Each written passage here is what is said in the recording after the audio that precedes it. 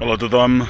El cim que us portem avui és un cim de 499 metres que es troba al municipi d'Olesa de Montserrat, que veiem també tot allò que aquí al fons es veu Esparreguera, Olesa de Montserrat, Sant Esteve, Sant Rovires, etc. És el cim del Puig Cendrós, és un dels cims que recomana la Federació d'Entitats Excursionistes de Catalunya dins els seus 522 cims que són els que hi ha a la nostra terra, a Catalunya. És un cim amb unes àmplies vistes sobre Olesa de Montserrat, com hem dit, aquí a la Balma de l'Espluga, a vessant oest, sobre Montserrat, igual que els veïns que hem fet en alguna altra ocasió, com a Sant Salvador de les Espases, que el tenim just aquí davant, una mica més avall d'aquest, o les Roques Andresa, i també tota aquesta banda, el Pla del Fideuer, i més enllà el Puig Ventós, que també serà un dels cims que properament